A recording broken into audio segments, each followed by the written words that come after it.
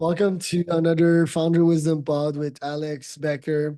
He can help you see anywhere on Earth in real time. It's the co-founder at Drizzt, 40 under 40, top 100 MIT technology alum. He's also the author of 101 Clues to a Happy Life. He's a board director, chairman, a coach, and also a multi TEDx speaker. This podcast is brought to you by podfire.com. If you want to start or scale your podcast, go to podfire.com. Alex, welcome to the pod. Tell me a bit more about yourself and what you're up to nowadays. Thank you, Charles. Thanks for having me. Well, these days I'm running Drizzt, which is a platform for drone teleoperations and live streaming and drone bodyguards that essentially empowers any of your users to operate a drone anywhere in the world from a phone or computer or anywhere else, and then live stream the footage in real time. Has applications for local government, for construction monitoring, for security, for insurance, post-catastrophe monitoring, and several other applications. Where did you get that idea? So it started off with me taking a drive down California 1 to Oregon with my son, and we bought a drone for the trip, and I thought it was the coolest piece of technology I had bought in a really long time, if not ever. And so I wanted to do something to contribute to that industry. I felt like there was going to be huge growth in drones. So my next thought was that we need drones in many different places, because I want a drone over my house to make sure my house is secure, and I want a drone over my daughter to make sure my daughter is safe, and I want a drone over the volcano erupting to make, just to enjoy the eruption. And so my first thought was, well, we're going to have billions of drones, many more drones than cell phones, because I'm okay with one cell phone, but I need multiple drones. So then I assembled a team to really brainstorm twice a week about what was the best contribution to make in this field. And in one of those sessions, the idea came up that we don't really need many drones per person as long as we can share the drones. And the key was just access to multiple drones, but that we were not going to use them 100% of the time. And so the idea came that we should really be able to teleoperate the drone and share it. And so that's what we built. So quite the helicopter dad you are. Does your daughter really have a drone following her to school, or? No, she doesn't. But I did offer Princeton University and drone bodyguards to use, because they've had a recent death on campus, and that's really what inspired that whole concept. Is no student should ever have to walk alone if they want to be accompanied. Yeah, what's your stance on that? Because me, I'm a technologist as well, and I'm huge on security too. And I would want a drone to follow my kids around if the kids wouldn't be bothered by the drone, and if they would somewhat agree to it. I would want to respect their privacy, but I'd like to think of a technology that, it's godlike and it always is caring about people. I also want my children to resolve their own problems by themselves. I mean, if there's a 35-year-old man trying to fight them, they don't stand a chance. But yeah, I'd also want them to resolve their own stuff. So what's your stance on privacy, the need of drones, and security? I think that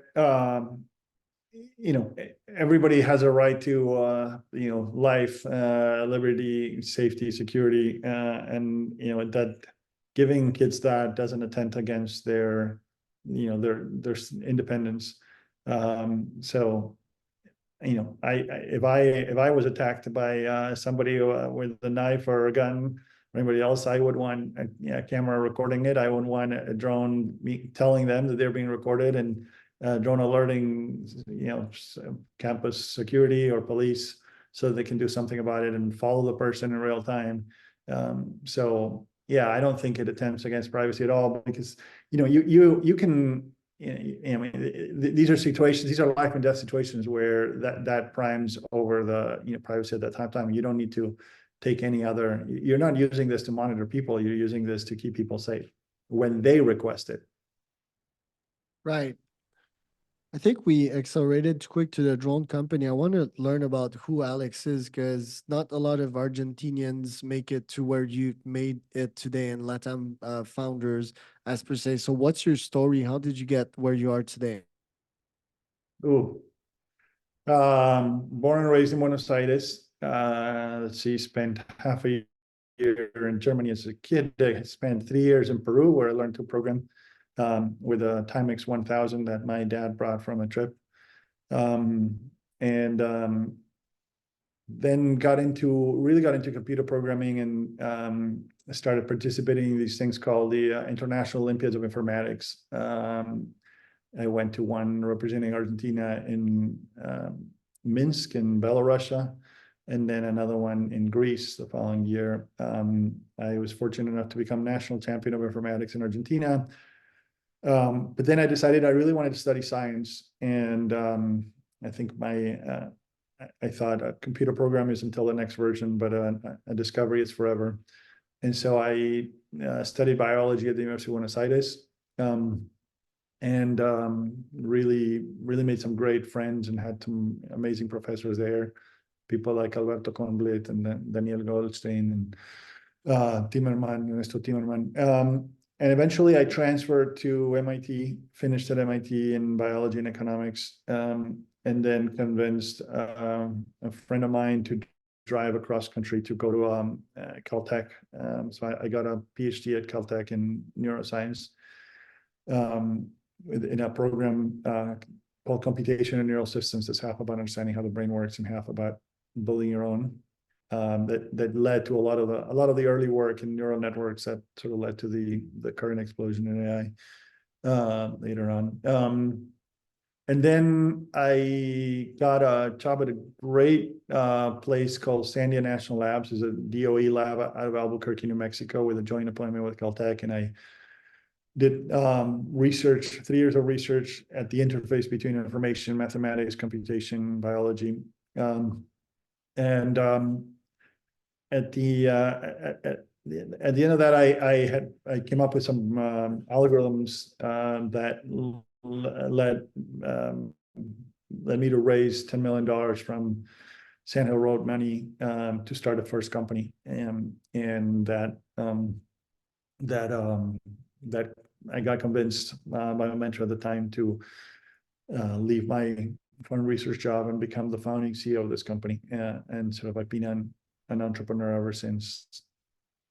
I then I like that process of turning an invention into a company. So I started an invention factory called Inventio to replicate that. And out of that came a company called Qless that I founded to eliminate waiting in line with Tim McKeon, and we saved hundreds of millions of more time of waiting in line in all of recorded history, and DMVs, and college admissions, offices, and office depots, and all kinds of places. And then eventually took some time to write the book, which I wrote for my when my first kids turned 21 and 18 respectively. 101 Clues to a Happy Life, and I was encouraged to publish it by David Harrison, the guy behind Rich Dad Poor Dad, and a number of other editorial successes such as Jack Canfield's Chicken Soup for the Soul. And then Jack wrote a foreword for it, and so I published that.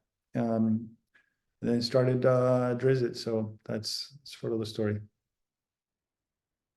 Very much polymath turned founder, yeah, and at first a researcher, scientist for sure. I described you as. You're like this rare hybrid. I'm pretty sure you set some moonshot goals for yourself some time ago, even decades ago. Do you feel you've met these moonshots since then? I know that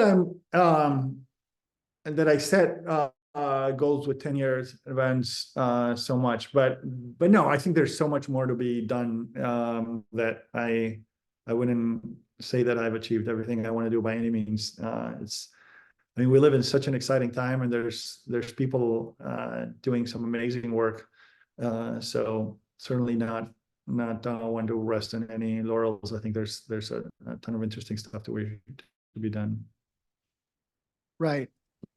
The drone of Airbnb certainly sounds to me like a moonshot. Um, it seems like a genius idea. You probably got some funding for that one, yet it seems far in the future. I've been guilty of that too, of launching startups that were there before their time. What's the real application of it? How do you get your current customers? How do you get folks to actually pay you and use the platform? Yeah, great question. So our initial customers have been both in local government. I think that any government needs eyes in the skies for code enforcement, for building inspections, and other applications, as well as in construction monitoring. If you're building a bridge and you need to wait days for an architect or chief engineer to fly over there to answer some questions, or you're a government regulator and want to see what's going on with your bridge construction, you don't want to have to travel there for that. So it's a game changer there. In security, same thing. So we're seeing some of the premier security firms in the world interested in providing security from the air. It's a game changer to have something that can move and follow a suspect and so on. We are seeing interest in enhancing security in the college space, and having when people call an emergency, a phone emergency call box, being able to have a drone immediately show up and provide both a visual on what's going on, as well as, a drone can actually provide a warning and can follow, it can illuminate, so it's really interactive. It's way better than a static camera. We're also seeing major insurance companies wanting to have fast coverage from the air after a catastrophe, or even monitoring, an insured asset that's, it's a potential risk and liability for millions of dollars. And if you can identify risky situations ahead of time and, remove those risks or reduce them ahead of time, that's super valuable too. There's some more, if you're an owner of a yacht and you want to be able to share that yacht with friends of yours when you're not there, Drizzt allows you to do that. If you want to keep your yacht secure, you can do that too. You can do live open houses if you're a realtor to sort of broaden the appeal of a listing beyond the immediate area. So there's really, and as well as travel, right? So just virtual travel. A drone can give a local attraction a global audience, provide a recurring revenue stream, and make it pandemic proof. So it's really the whole grail for attractions. So anybody that can use an eye in the sky. Our vision is to do for vision what the telephone did for speech or voice, is to allow anybody to see, most anywhere on Earth on demand. Right. And the GTM side of things, how do you actually get into with so many segments and get these folks to buy from you? And what is the dealio? Is it MRR? Is it a one-time payment? Tell us about the economics. Yeah, it's a standard SaaS, recurring fee, which makes it affordable because it's spread over time. And yeah, the go-to-market is indeed the greatest challenge. So we focus initially on limited verticals, and then really let also the market demand drive us into new verticals as demand pulls there. For example, this week we had a call with a researcher, working on shark attack prevention, right? And so shark monitoring for beaches. So the applications are so many, but the platform is really the same, right? You wouldn't Airbnb, for example, doesn't ask you what you're going to rent the place for. People can rent places for a whole bunch of reasons, but the platform is the same. So let's say that I own a yacht, I can rent your drones in specific locations. Does it matter the model of drones?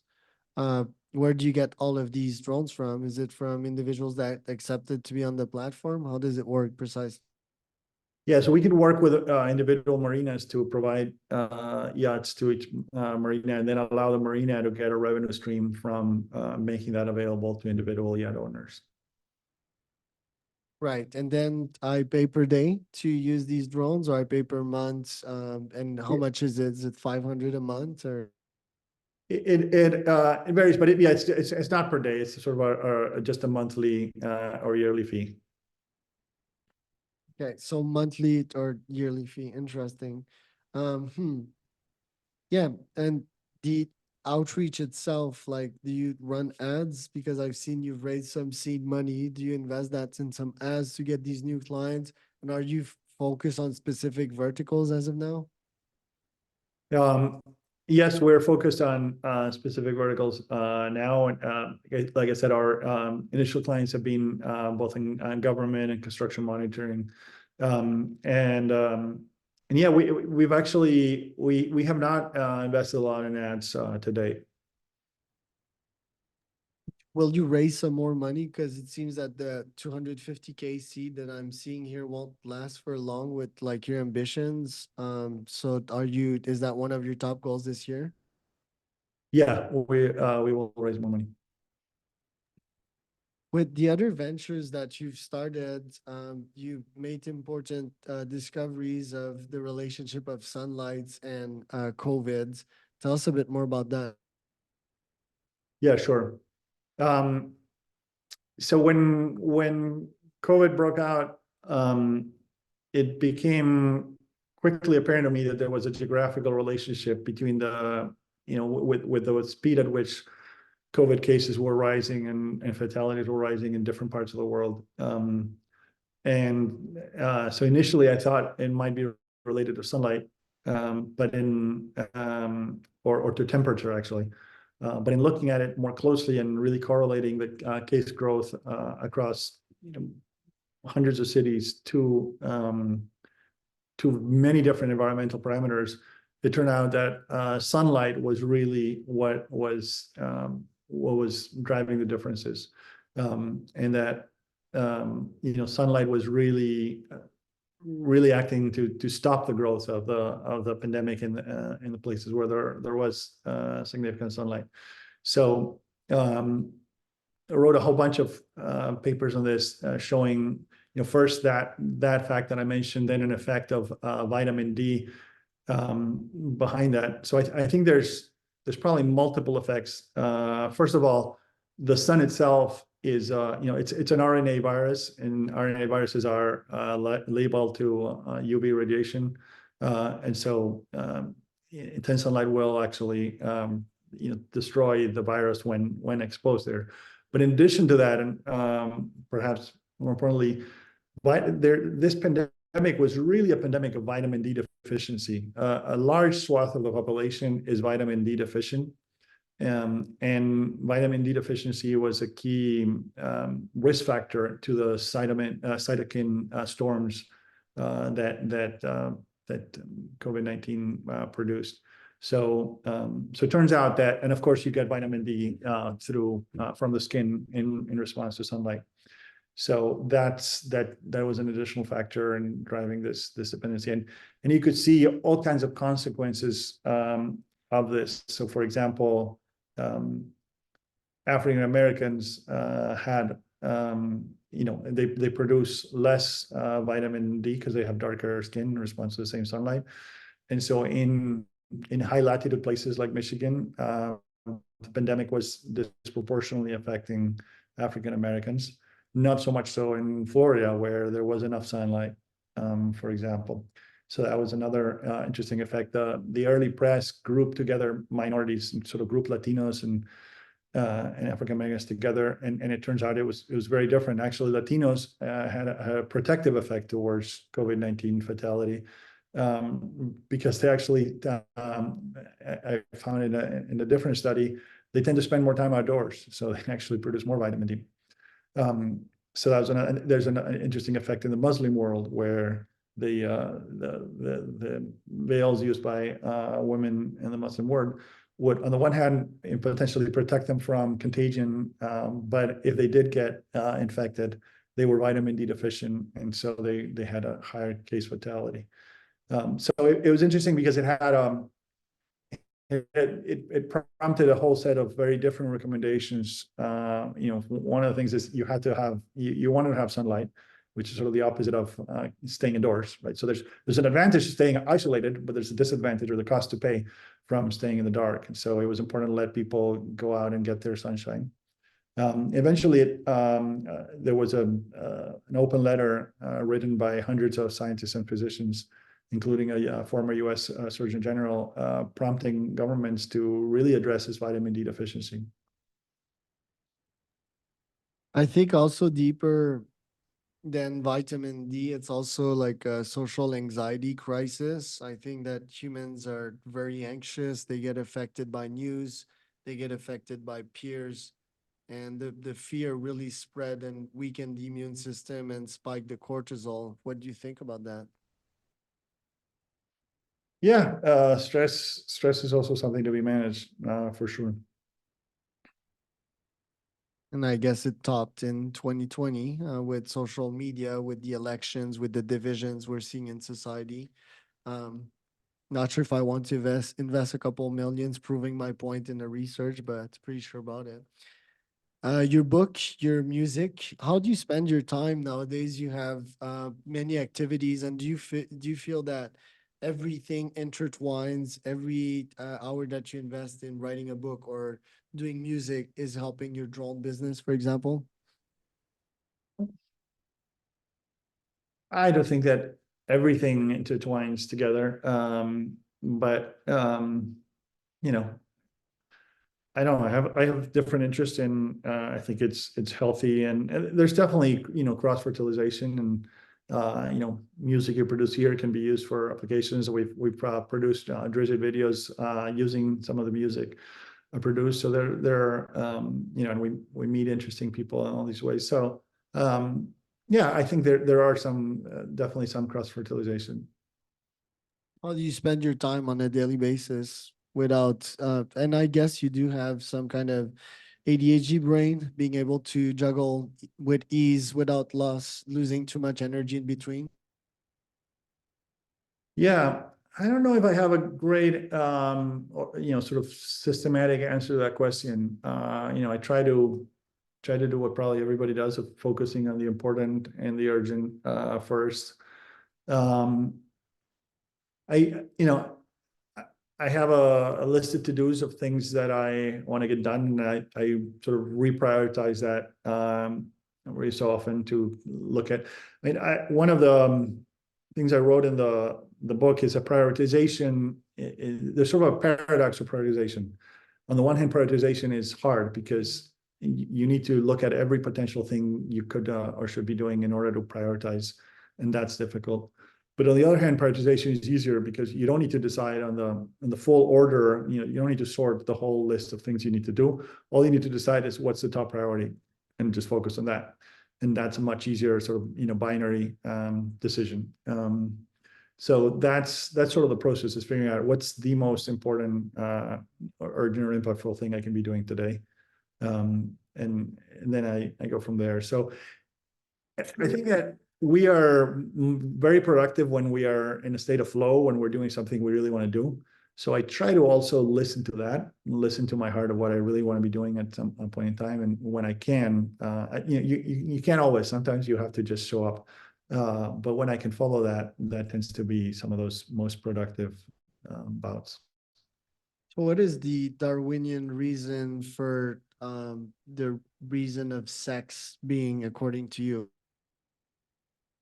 Yeah, that's super interesting.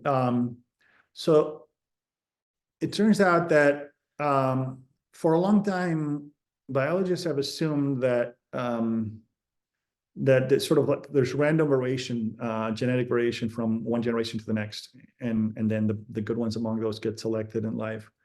But it turns out that it's actually highly non-random, in the sense that there's random variations in the generation of sperm cells, but there's a selection process to select the fittest sperm cell that actually makes it to fertilize an egg cell, and that is it's a hugely non-random event. There's tons of predictions that come from understanding that really there's sort of this huge selection process happening amongst stem cells. One of them is that mutations should happen preferentially on the male line rather than the female line, because a lethal mutation on the egg cell can be lethal, but a lethal mutation in a sperm cell will just be selected against most of the time. And this is indeed the case. So, more than 90% of mutations in humans happen on the male line, not on the female one. But there's a ton of others. So that has to do with the reason for sex, right? So sex is a mechanism that allows for this rapid, you can be way risky when you have sex. You can be way riskier as a genome. You can let the mutation rate be much higher and not pay the consequences of it, because as long as you put those mutations mostly in the male line and select the best among those sperm cells or pollen, then you're just really just selecting the best one, the best among a billion sperm cells, and so you don't pay the price of the ones that are not the best. They get selected against, as long as you have a good selection process during that, and that's, I think, part of what has evolved, is a good selection process to really test out mutations during that race for fertilization of the egg cell.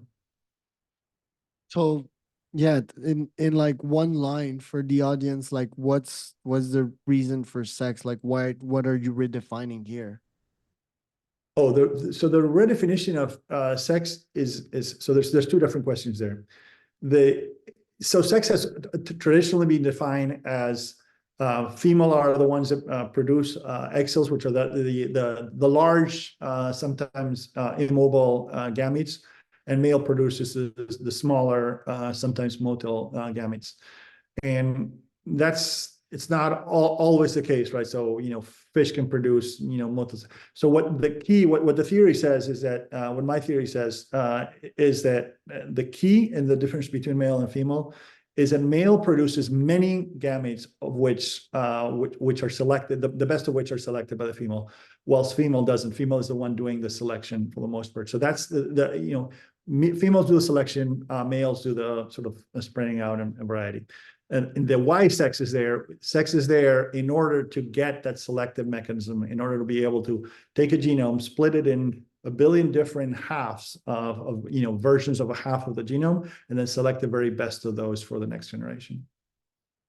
And can humans separate themselves from that sex drive in their primal nature? What do you mean? Well, I mean, if you check at wars nowadays, it's testosterone. It's me taking your territory just to show that I'm stronger than you. And I'll try to put my sperm in as many women's as possible. If I listen to my human instinct, I don't think that's skill. I think that's destroying the world. It's the very reason why your daughter might be endangered on its way to school. Do you think we can fight that human nature? And if so, how? Yeah, so if you listen to Elon Musk, he thinks that one of the biggest threats to the world is our decrease in the birth rate. I don't know that I agree with that, but there's definitely a huge decrease in the birth rate. So I think that people have through birth control really reduce that biological or control that biological urge to get as many progeny as possible. So it's definitely controllable. I think that wars have to do with the ill-conceived notion that there's a limited pie to be divided among all of us. In reality, there's lots of ways to expand the pie, and that's really what we should focus on. Alex, thank you for the value added today. It would take probably like 100 podcasts to get through the bottom of everything you're on to. Honored that you decided to invest your time in me today. Where can people find out more about you? Great question. So there's alexbäcker.com is a place to start, I guess. There's a wiki too also at alexbäcker.pbworks.com.